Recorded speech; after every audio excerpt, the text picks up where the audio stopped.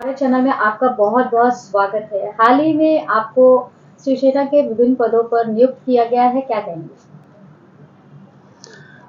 लोकतंत्र चौथी असम शक्ति के पूर्ति पत्रकारों ने जब किसी व्यक्ति को अभिनंदन कर दे उनका, तो शायद उनका जीवन धन्य हो जाता है।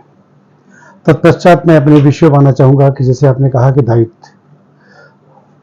दायित्व निभाने के लिए दायित्व मिलता है, सिर्फ दायित्व का दुरुपयोग नहीं। तो मुझे पूरा विश्वास है कि मैं अपने दायित्व का निर्वहन करते हुए अपने शीर्ष नेतृत्व आदरणीय एकनाथ शिंदे साहब के संकल्पों को पूरा करने में मैं सफल हो जाऊंगा। और पहली बार ऐसा हुआ है कि महाराष्ट्र के बाहर, यह शिवसेना के इतिहास के पन्नों में पहली बार ऐसा हुआ कि किसी एक हिंदी भाषी के ऊपर इतनी बड़ी विश्वसनीयता शिवसेना की कोर कमेटी ने दिखाई कि 6 राज्य का दायित्व और जिम्मेदारी मुझे समन्वयक के रूप में भिन्न भिन्न देश के राज्यों में भेजा गया। और मुझे पूरा विश्वास है कि हिंदू हृदय सम्राट मानने वाला साहब ठाकरे के विचारों को, आदरणीय धर्मेंद्र आनंद साहब के उस सेवाभावी कृत संकल्पों को, आदरणीय एकनाथ शिंदे साहब के उस संकल्प विचारों को मैं ले जाने में सफल हो जाऊंगा, ऐसा मुझे पूरा विश्वास है। जैसा कि दिल्ली और झारखंड जैसे शहरों में भी आपको नियुक्त किया गया है, तो शिवसेना किस प्रकार से सामाजिक दायित्वों को निभाएगी? प्रीति जी, मेरे लिए कोई नई बात नहीं। इसके पहले जब शिवसेना एकत्र थी, उद्धव ठाकरे साहब के नेतृत्व में हम राष्ट्रीय संगठक हुआ करते थे, नेशनल कोऑर्डिनेटर हुआ करते थे। उस समय भी मुझे झारखंड के या दिल्ली के या छत्तीसगढ़ के उन पर्यावरण में जाकर के लोगों के बीच माननीय बाला साहब ठाकरे के विचारों को रखने में हम सफल हो पाए थे। मुझे जानकारी है। आज मेरे लिए नई बात कुछ नहीं है चीज के लिए कि हमारे लिए कुछ नई बात है। हम इसके पूर्व काम कर चुके हैं भिन्न भिन्न इन राज्यों में। जो राज्य मुझे मिले हैं, इन राज्यों में काम करने का अवसर 2018 में मेरी नियुक्ति हुई एज ए राष्ट्रीय संगठक करके। मैं शिवसेना के मेन बॉडी पे आया, जो कि संवैधानिक पद था मेरा। उसके ऊपर मैं काम करते करते मुझे अनुभव है काम करने का।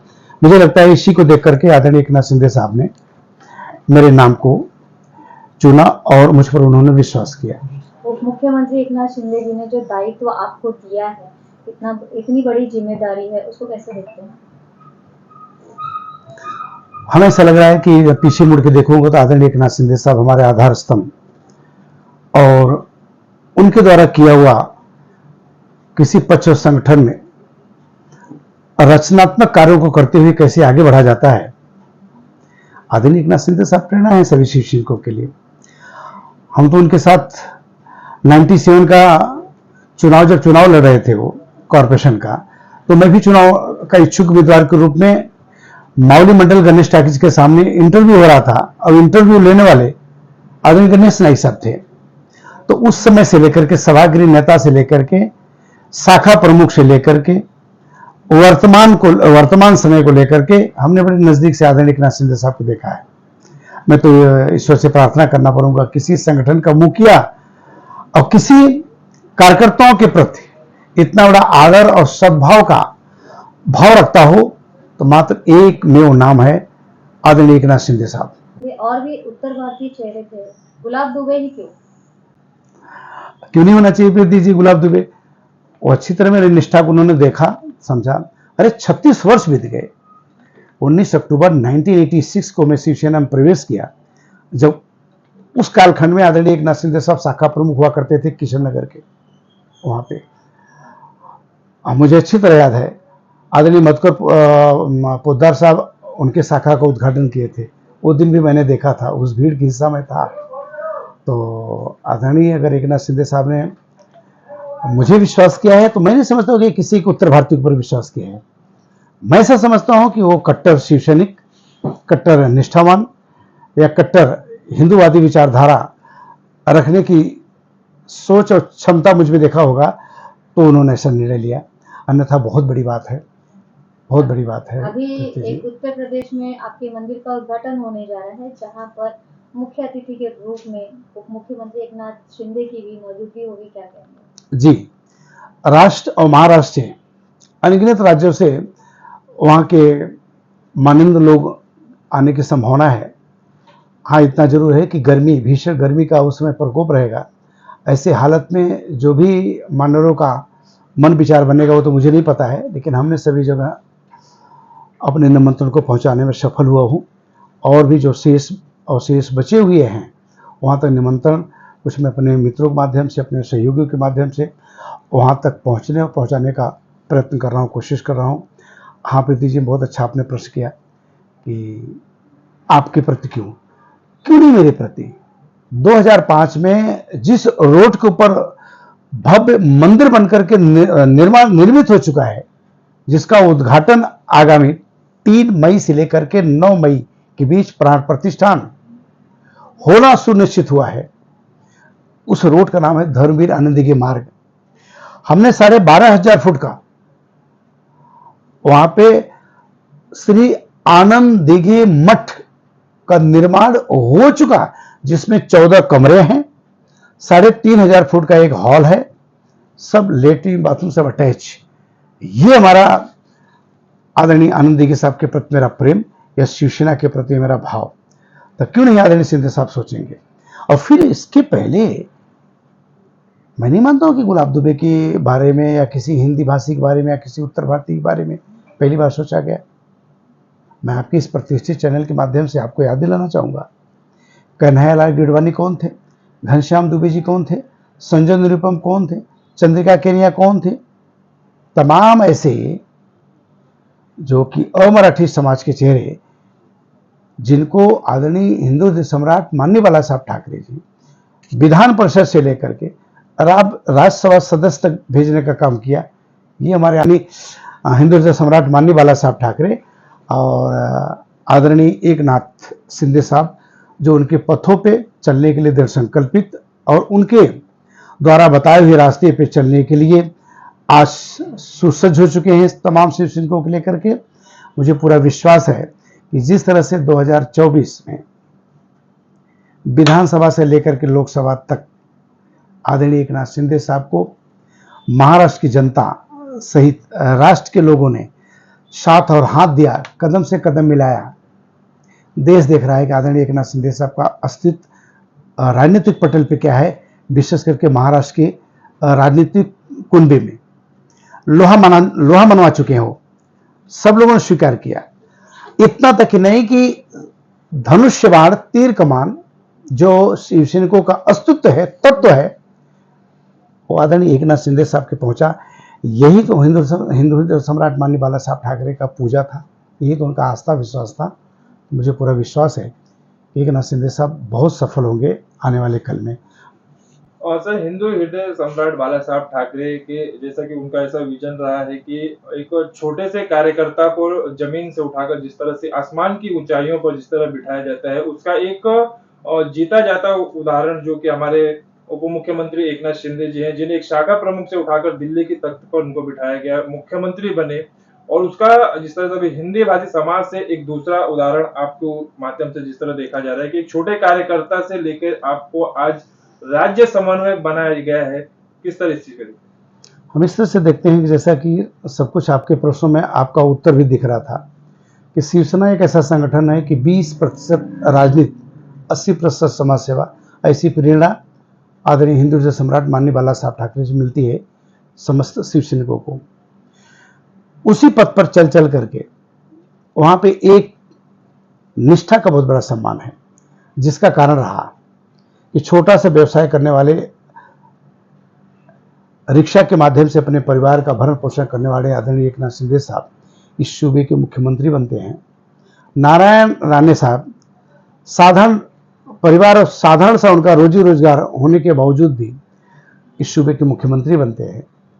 हमारे मनोज जोशी सर, वो एक साधारण टीचर हुआ करते थे, उनको महापौर से लेकर के मंत्री से लेकर के इस सूबे की, इस राज्य की मुख्यमंत्री तक ही नहीं रुके, बल्कि इस देश के लोकतांत्रिक व्यवस्थाओं के अंतर्गत सबसे बड़ा लोकतंत्र का मंदिर वह सांसद भवन में लोकसभा स्पीकर के रूप में काम किए। ये हमारी शिवसेना की हनक और खनक है। लेकिन कहीं सबके प्रति उनके मन प्रेम है। वो जहां से चुनाव लड़ते हैं, जो उनकी कॉन्स्टिट्यूंसी है, ज्यादा से ज्यादा उत्तर भारतीय समाज के लोग वहां पे आवास और निवास करते हैं, प्रवास करते हैं वहां पर। ऐसा कुछ नहीं। मुझे ऐसा लगता है कि मेरे साथ प्रेम के साथ मेरे निष्ठा को ज्यादा प्रेम देते हैं।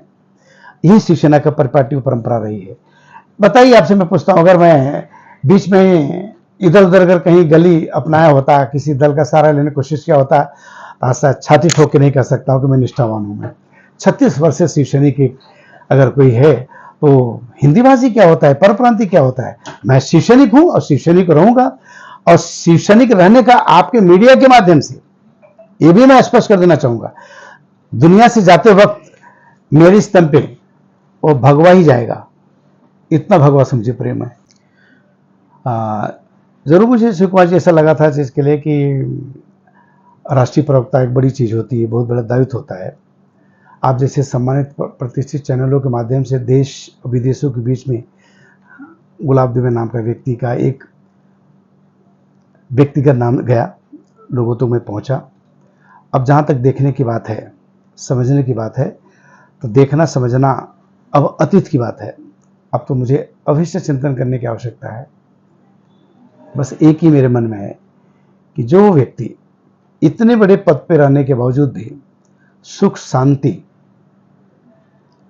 अमन से दूर होकर के मात्र समाज सेवा और 4 अक्षर शिवसेना का नाम आसमान में दिखाई दिए, तो बस यही मैं देखता हूं और यही मैं सोचता हूं कि इस महान पुरुष के आदरणीय एकनाथ शिंदे साहब के कदम से कदम मिला करके पूरे संपूर्ण देश, पूरा पश्चिम उत्तर दक्षिण को जोड़ करके समग्र राष्ट्र को भगवा में कर दें, यही मेरी सोच है।